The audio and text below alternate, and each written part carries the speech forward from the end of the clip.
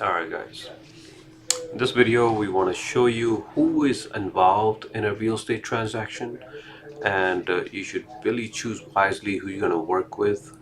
So this is when this guy should help you on that. Okay, let's get started in 1 minute guys. We will go over who is involved in real estate transaction for you.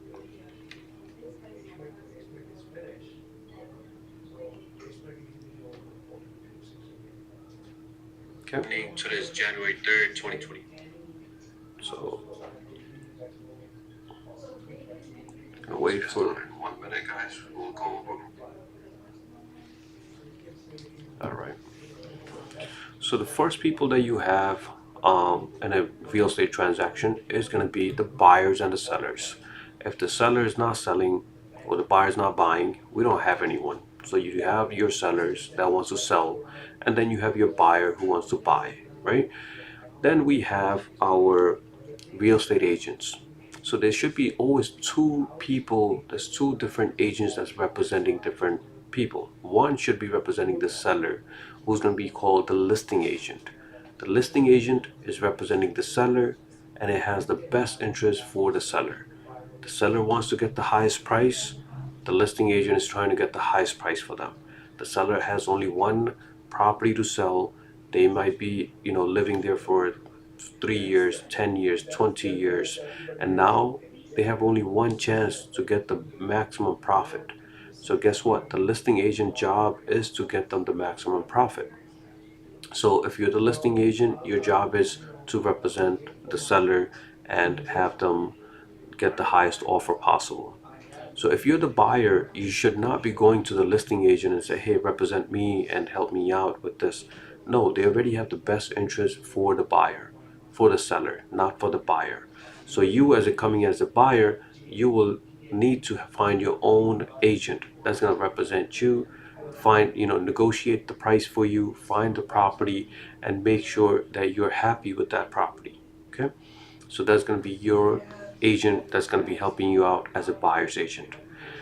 Then you would need a loan officer. A loan officer is the one that's going to give you the pre-approval and is going to work on your loan application. When it comes to pre-approval, guys, we have seen it over and over again where, pre-approvals, some people have it for, 3 months, 6 months. You should go see another loan officer or even the same loan officer and see if they can give you a better pre-approval amount now. The reason being is that the interest rates dropped. So if you had your pre-approvals in the past, go back to your loan officer and get a new pre-approval. Okay? So once you have that pre-approval, some people ask, how long should I have that pre-approval for? You can use that pre-approval for, a month, 2 months, 3 months. But after anything over 3 months, the listing agent will start questioning that.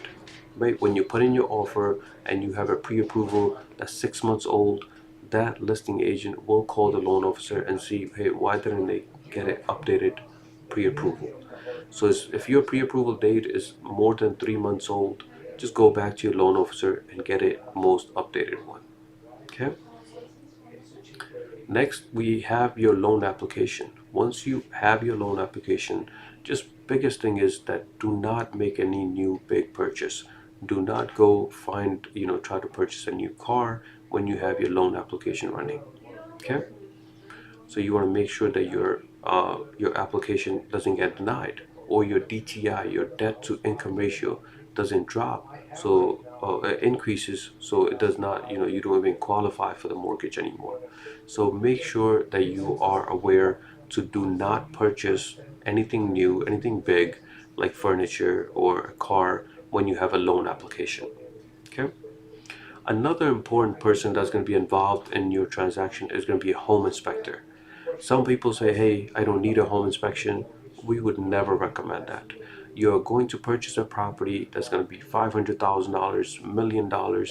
You should spend a few $100 and make sure that you know what's wrong and right about the property.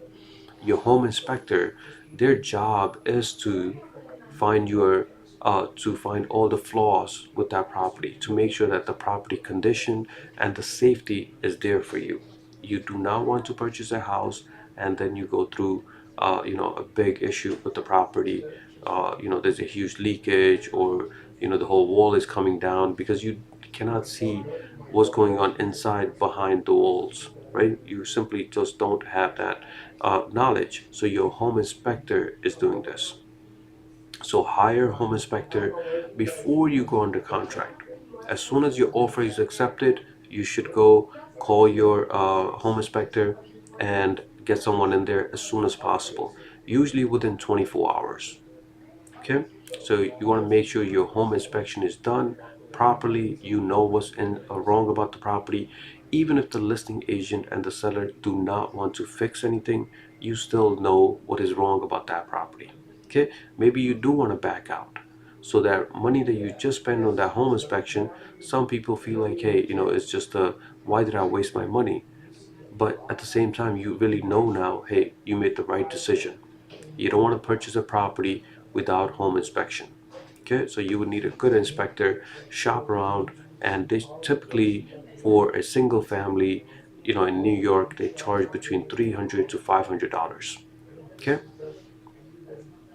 Number five is going to be your attorney. Your attorney is the most important person, because that person is going to save you thousands of dollars. It depends on what's included and what's not included on the contract. So that you never want to hire attorney that the listing agent or the seller's party is recommending. You want to hire someone that's going to be on your side.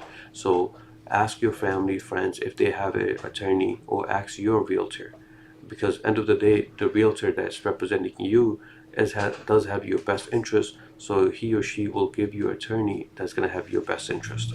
Okay, so in the contract, just make sure a couple of things. One is your contingencies, which are your conditions. One is your bank appraisal contingency. Attorney will make sure that is in there. You want to make sure that's in there. And in the seller's market, like we had around COVID time, a lot of people were waiving these contingencies or conditions. You do not want to do that. So make sure you are protected. Bank appraisal contingency simply means that whatever price that you're paying, your bank will confirm that it is the same price, right? They're verifying it. Hey, the price is good for that property. If you don't have that contingency and the price falls, right? If they say, hey, you are paying 500,000, but the bank is saying it's 450, then you will have that issue.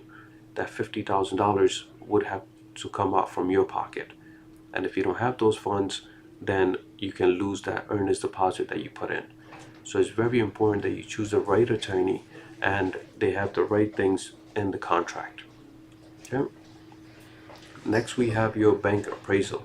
This person is going to confirm and verify your property's value that the lender has hired. You're not hiring this person, you're paying for it, but the lender is hiring this person. It's a third party, wants to make sure that the property appraisal value is there. Okay. Next, we have our title company. This company is going to check your chain of ownerships. This company is going to make sure that the person who's selling the property indeed actually owns the property. There's no liens on the properties. There's no open permits or violations. So the title company is doing a lot on the back end. Typically, it takes 7 to 10 days. Your buyer's attorney usually will recommend a title company. Okay. And then you have your surveyor. This person is going to check your lot size, boundaries, and dimensions and make sure that everything is good with this property, right? So if you're getting a 40 by 100 lot size, this will verify that indeed it is 40 by 100 lot size. Okay. And next is your last one is your insurance agent. This person is going to protect you from fire. Let's say you purchase the house and there's a fire in the house burns down. You have this huge mortgage, 400,000, 500,000 dollars, and you don't have a property. So how are you going to be secure? Through a home insurance agent. This person is going to give you a home insurance policy and is going to protect you. Okay, so these are the 9 people that's going to be involved in a real estate transaction. If you need any help, please contact us, LJ Realty Team, LJ Mortgage Team. You can Google us. Thank you so much. Take care.